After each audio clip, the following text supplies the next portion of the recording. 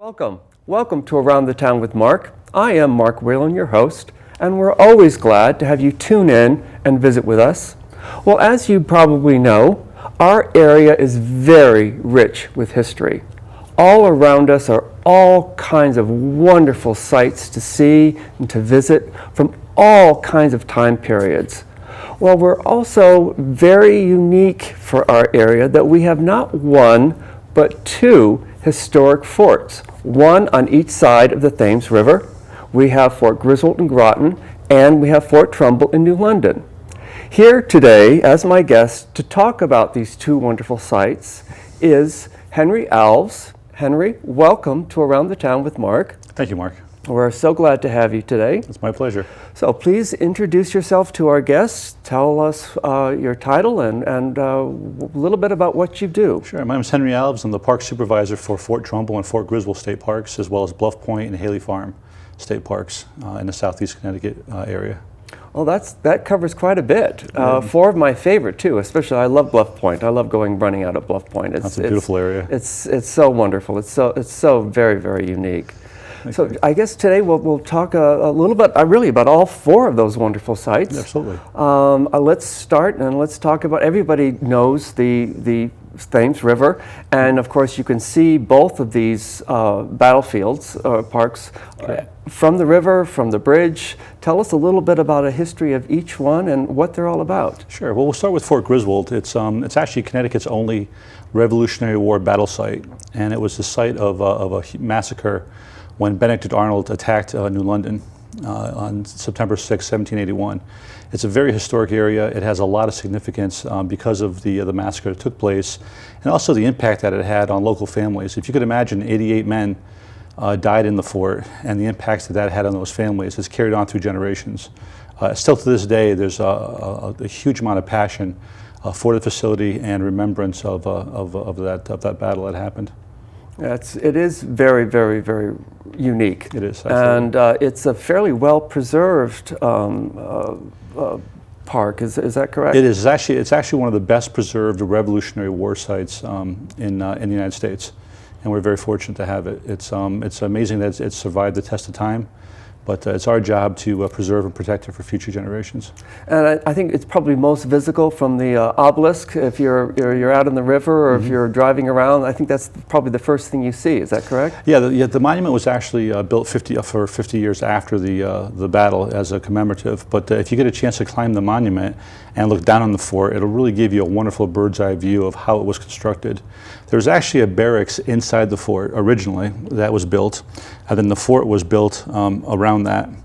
Our Friends organization, the Friends of Fort Trumbull, have done numerous fundraisers, and we've accumulated enough money that we're hoping to, with the help of the state archaeologist who's kind of given us our stamp of approval, is to outline the barracks as they were with granite stone, and also the chimneys inside.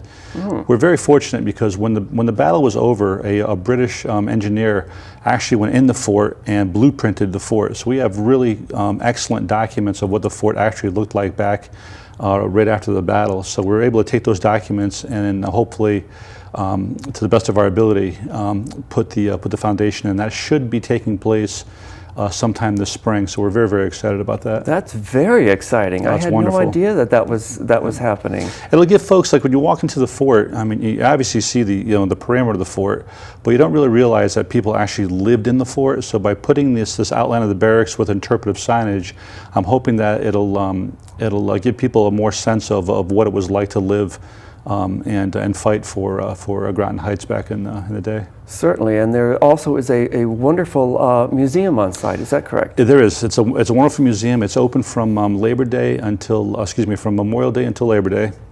We're closed on Mondays and Tuesdays, but open every other day of the week from 9 to 5. And if you have the opportunity to stop by, it'll really open your eyes to a lot of history in the area. We actually have the sword that Colonel Ledyard was killed with soon after the battle on site, and a lot of other memorabilia that's just wonderful to see. Well, we were very lucky on one of the previous shows that we had here to actually have the Colonel's sword right here on this table. Oh, wonderful! Yeah. So yeah, that's a wonderful, wonderful thing that you've got there. And now the battlefield itself is open At all times of the year, is that correct? 8 o'clock until Anyone- sunset. Okay, Yes. all right, but it's not seasonal? No, sir. In other words, anytime during the year, anyone can just go Exactly. and stroll and enjoy it on their own? And actually, that actually brings a point that I'd like to bring to you. Because the museum is only open from Memorial Day until Labor Day, the park system wanted to develop more informational things so that when folks come there either off-season or after hours, there's information for them rather than just seeing a closed door. So what we've developed is, we're very proud of this. Al Levere is a gentleman in Hartford who spearheaded this. But there'll be signs, this is a prototype right here, but there'll be signs like this throughout the park. This is kind of a better version, but it'll be small aluminum signs. And basically what this is a telephone tour. So as you enter the park, you'll see these signs on various places. And if you call this number and press a button or press a number depending on which location you're at, it'll give you a short dissertation on what happened at that site or what's specific about that site. So it's a 24-hour tour. It's going to be a wonderful thing, and we're expanding this hopefully to other state parks as well. That's wonderful. That's well, today with everyone on their little handhelds and on their phones all the time, that's sort of bringing things up to modern day times, Exactly. if you will. Yeah, it's up and running right now. The number is 860-424-4005. You can call it from home if you like. You can go on the internet and also do it from there. If you go on the internet, it'll show you kind of more of a visual what you're looking at as you're calling. But it's a wonderful tour, and I think it's a great way for folks to be able to at least learn something about Fort Griswold when no one's available to do so. And I would imagine it would be very easy for any of our viewers to just Google that on their phone or their Absolutely. computer and be able to find the link to that to more information. Yes, if not they- just that, but of the parks in general. Yes, sir. If they go to just the DEP website, everything you need to find is under the Parks and Recreation page. All right. Well, let's travel across the river. Okay. And let's visit for a little bit Fort Trumbull. Okay, very good. If I could say one more thing about Fort Oh, Griswold, please. I'm Oh, sorry. yes. I'm sorry to No. cut you short here. No, we not also at all. we also have another project going on. Unfortunately, when you go into the fort, the highest portion of the fort are the earthworks. So our hope is to try to get folks to stop using the earthworks and basically destroying the fort, and to give them like a different vantage point. So we have a second project going on, which is to construct a platform which is to mimic one of the original platforms that will actually look over the fort. And again, that'll be something that'll be constructed. It'll have interpretive signage, and it'll also be the highest point in the fort. So I think it'll be like a natural area for folks to go and kind of take pictures of the river and things of that nature. So that hopefully should be coming through next season as well. So this really sounds like you really are bringing this fort back more to where it was, Exactly. so people can really have a more full experience as to what they're looking at, as to what it was when the battle took place. Exactly. And my hope is to, when we construct this platform, we actually want to construct it in the exact same manner that it was done originally, so that folks really have a very authentic appreciation of what was there, even if it's a small portion, but it'll give you a perspective of how the fort was back in the day. Also, inside the museum, we have a diorama of the fort, of what it looked like back during the Revolutionary War, which kind of gives folks a really good perspective as well. I'm sorry I just want to throw that in. No, I'm so glad you did. Yeah. That's a very important. Yeah, so we're very happy about that. Two very ambitious and terrific projects you've got coming up. Thank you very much. So, yeah, congratulations. I look forward. I've been to the fort many times, so I'm really looking forward to going back. So, for all our viewers, will want to be visiting the fort as often as they can as well. Wonderful. So again, now we'll go across the river. Okay. And visit with our next. So Fort Trumbull is very unique because it has history that dates back to the burning of New London, when Benedict Arnold attacked New London, all the way through the Cold War. We have history for the War of 1812, the Civil War, World War I, World War II, and the Cold War. It was also the site of the first Merchant Marine Academy, and also the site of the first Coast Guard Academy. So there's an awful lot of history that spans the decades. When I first arrived at Fort Trumbull, I felt that the fort was a little underutilized, and we weren't really reaching out far enough to attract folks to the fort. When visitors came, they kind of came to the Visitor Center, which has a wonderful museum. They went to the fort, but they weren't really utilizing the park and utilizing the fort that I thought we could be. So last year we started a new program where instead of going like into the fort itself, like once you visit the museum and get an overview of all the history there, you get your tour continues and you go into the fort. You were only able to look into the fort like through half doors or through windows. I've changed that, and now when you come to Fort Trumbull next year, you'll actually be able to go actually inside the fort through the rooms, and we're going to have a timeline of history. So you'll have a history lesson as you're going through the fort. Oh, wow. So, another wonderful project you've got coming up. Congratulations. Thank you. We're very excited about that. Oh, wow. It sounds like you're really doing a lot to enhance the visitor experience on both sides of the river, on both those parks. It is. Our goal is, and we all know this in the DEP, is that education is really the key. And if we don't bring young people into our state park system, we're going to be in trouble in years to come. We have to get young folks invested into the parks and have a passion for the parks so that we could pass the torch on to them when we move on. And of course, you're also doing this at times when the economy on a lot of budgets are being cut back and things like that. So does that add a little bit of difficulty in executing these projects with you? It's always a challenge, but we're professionals, and that's what our job is. If the world was absolutely perfect and we had all the resources possible, it would be wonderful, but that's not reality. So the reality is we work with what we have, and we do the best job that we can. And sometimes we have to change programming a little bit or change priorities a little bit, but our main focus is always education and always welcoming the public as best we can. Oh, that's wonderful. And you mentioned also, and we will go back and visit a little bit more of these both, but Haley Farm and Bluff Point. Yes, sir. So please tell us a little bit about each one of those. If you're an avid hiker, you have to go to both of those parks. They're absolutely wonderful. Bluff Point has a 3.5-mile loop on the outside and then numerous trails on the inside. It's a wonderful ecosystem. There's an awful lot to learn there. We have a lot of school groups who go there that study various subjects. And it's a great place for fishermen. It's a great place for anybody who enjoys bird watching. It's just a wonderful facility. It's very heavily used, but most people who go there are very respectful, and it's just a great place to visit. As I mentioned on the introduction, I love to go running at Bluff Point. The topography is terrific, and instead of just running on a flat surface, you've got lots of wonderful little hills and things to climb and rocks to jump and all kinds of wonderful things. And I believe that the history of that park, I think at one point in time there were a lot of cottages there that were wiped out in the hurricane of '38. Is that correct? There were also. It was also there was a huge turntable there for trains. It was a big. I'm not sure the exact term. It eludes me. If I apologize, but it was a hub for train stations back in the day, and there's still some remnants of that roundabout where the trains used to come in. We're hoping to maybe get that cleared out and then put some interpretive signage there so that folks can realize what was there compared to what was there. If you could imagine like a train station basically built at Bluff Point compared to what it looks like today, it's just wonderful how it's changed. I'm having a hard time visioning that. I'd love to know where it is, so my run I can look for it. It's very difficult to find. It's under a lot of shrubbery and stuff, but we're hoping to open it up and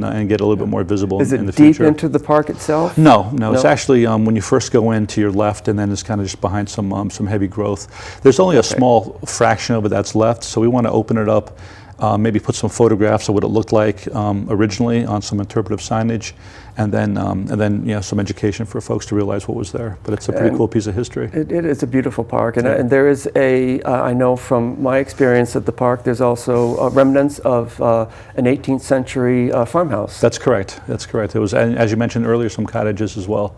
I love delving into history and seeing what was there, and for folks who like to do things of that nature, it's a great place to explore. And of course, right down the trail is the Haley Farm. Correct. If you haven't been to Haley Farm, do yourself a favor and go there. It is absolutely spectacular. It's a beautiful, beautiful place.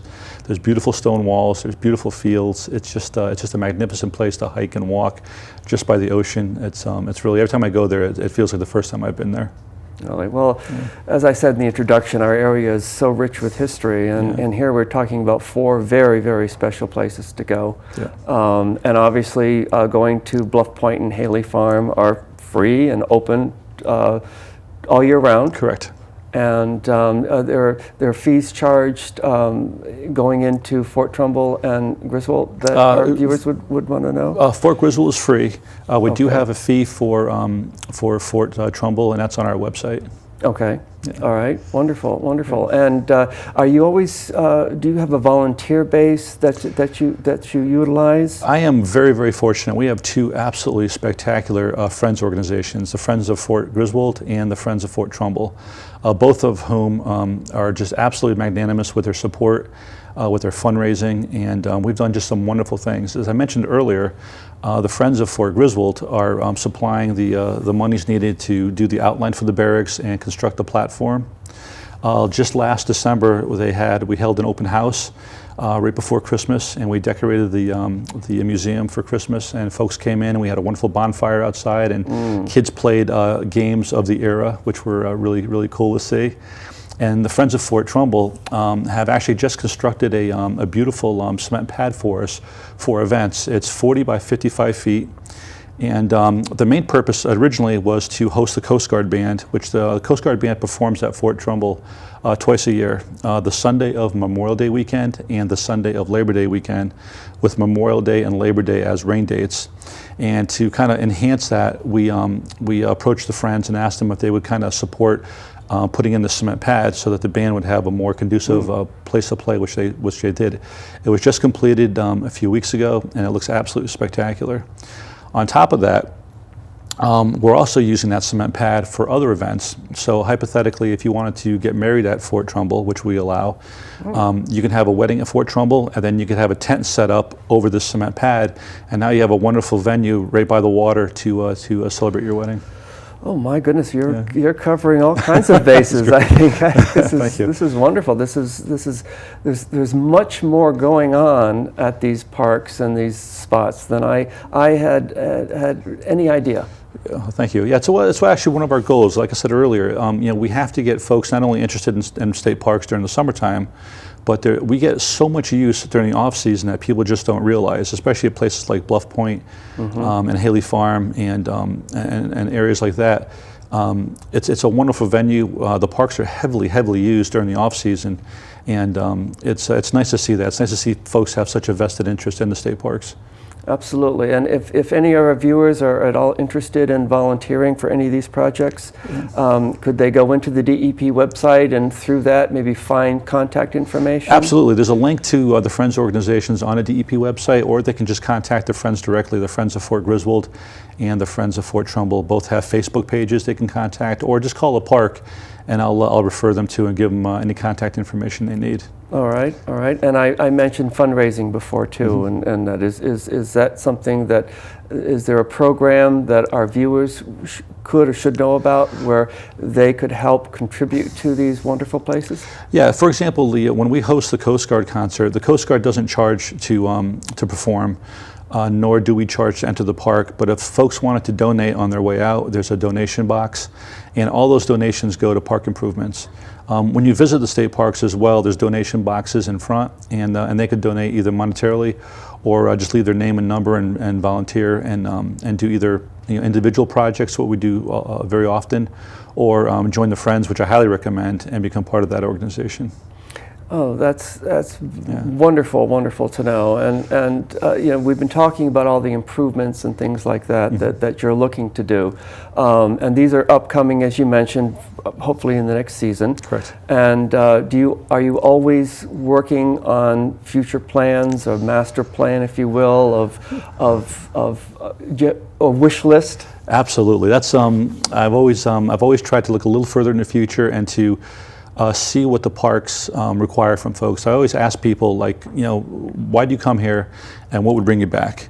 And we're very fortunate because one of the gentlemen who, for example, a future project that we're having, always trying to add something new to the park, so that even though you've come to Fort Trumbull or you've come to Fort Griswold, there's always something new to see the following year or the following few months. I always want to keep that. I always want to keep folks engaged and coming back. So Jim Gallagher, who was a member of our Friends group for Fort Trumbull, was an oceanographer for the Navy Sound Lab when they were there. And he realized that inside our museum, there's nothing that talks about the ocean and how sonar and that technology relates to the ocean. So with the help of the Coast Guard cadets, we're actually putting together an oceanography display inside the fort this year. So it'll give you, as you're going through, before you get to the sonar room and start learning about sonar, you have to really understand how the ocean works. So this will tell you about how the ocean works. So that's a project that hopefully will be up and running by May of this year. Sounds like you're a very busy person. You've got a lot going on. They told me I had ADD as a child, but now I'm just a hard worker. So. Yeah. My goodness gracious. Well, that's all wonderful stuff. And as you just mentioned, I guess any of your visitors can also have an input with comments as to what they would like to see, improvements or new features that they'd like in any of these parks. Exactly. I actually asked folks as I walk around and talk to people, and like I said earlier, I'm sorry I strayed from that, but what brought you here, and then what would bring you back, and what would you like to see done at the park? And I'm always very sensitive to that, and because sometimes, like when you go there every day and you see the park every day, sometimes you get desensitized to what you really should be doing. So when you talk to folks and you see things with a fresh point of view, it really opens up your eyes and wow, I never thought of that. And that'd be a great asset for the park. So. Well, it sounds to me like that's not a problem that you have. You sound like you have a lot of terrific vision. Thank you. For what you're doing and what you want to accomplish for these parks, even without that input. Thank you. It's wonderful. Thank you. Something that's actually very unique with Fort Trumbull, and we're very, very lucky to have, is a lot of the folks who are members of our Friends organization were actually engineers who worked for the Sound Lab and actually worked in Fort Trumbull when it was a Navy base. So we have like firsthand living history of these folks and what it was like to be there, and just to listen to some of these guys talk, it's just absolutely fascinating. They're genius level engineers, and sometimes when they speak, it's so far above my head, it's tough to comprehend, but they're wonderful to work with. And they actually monitor all of our electronic displays inside the fort, because we have a lot of interactive things for children to do when they come in. There's a section of Fort Trumbull where you walk in and you read about periscopes, but then you could actually use a periscope. Or you learn about sonar technology, and then you learn how to track submarines with sonar technology. And they've instilled all that and keep it up and running for us. So it's a great asset for us. It's a wonderful asset because I guess really what you're saying is our area is also rich with people, men and women, who built and worked at these facilities for many years going back. Yeah. And they've got to be a tremendous asset today to bring their knowledge of what they did between building submarines and everything else that was built, the ships that were built in the area, the military presence in the area. It's great that you're tapping into that wonderful resource of knowledge and history. Thank you very much. I've been very fortunate. I've managed a few different state parks, and each one of them has had its challenges and its rewards, but I've never had a greater sense of responsibility than I do at Fort Trumbull and at Fort Griswold, because of the history that's there, and also because of the folks that work there currently, and the passion that they have to volunteer, countless hours. They're always doing stuff for us. We're always having events, and they're always very supportive. So their dedication really rubs off on me, and I'm very fortunate. Yes, and these ports, as you mentioned, the Fort Griswold being the only Civil War, the only Revolutionary War fort in the state of Connecticut. I imagine that has to bring you a great deal of national recognition as well. Yeah, it was. If I could, it was the only battle site. And there's also Fort Putnam State Park, which was an winter encampment. But Fort Griswold was the only battle in Connecticut. Yeah. Okay. Well, no, that's good. I'm glad you clarified that. So, as we're winding down the show, is there some questions that I haven't asked, or some areas that you would like to share with our viewers? No, I just think about these wonderful 4 parks that we have here for us. Something that concerns me is when we were holding our open house in December at Fort Griswold, there were a lot of people who lived in the neighborhood who have never been to the park, and the only reason they came there is because of an open house, because they thought it was closed or things of that nature. My goal is to get, I'm trying to solicit businesses, I'm trying to solicit educational groups. I want every class in Connecticut that's studying Civil War history to come to Fort Trumbull. I really am doing a big effort, as well as the DEP, to try to get folks to come to these state parks and appreciate what they are and what they have to offer. It's a wonderful venue, whether you're into history or nature or hiking or fishing or whatever. The state parks just has a plethora of things that are just really worthwhile seeing. Well, let's make that a call out then to all my viewers right now that we've been sharing wonderful information on these wonderful parks that you've got. Obviously, there's a tremendous amount here for people to see and to experience.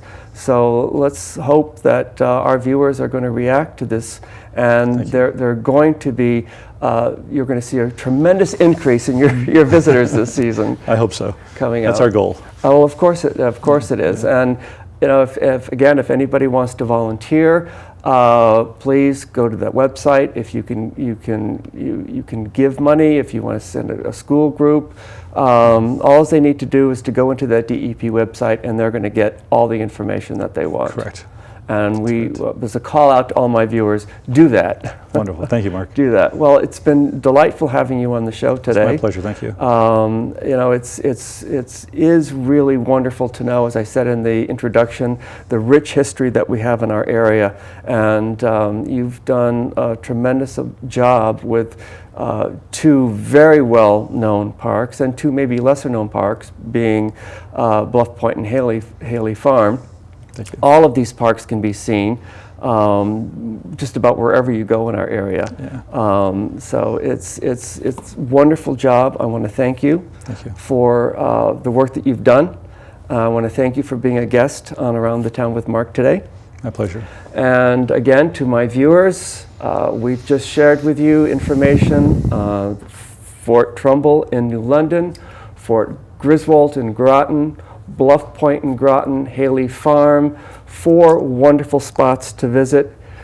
Please put all of those on your calendar. Go out, experience them any time of the year, especially in season. If you can volunteer, great. Go to that DEP website, find that link. If you can give when you're visiting these parks, please donate a little bit at the end. It all comes back to you.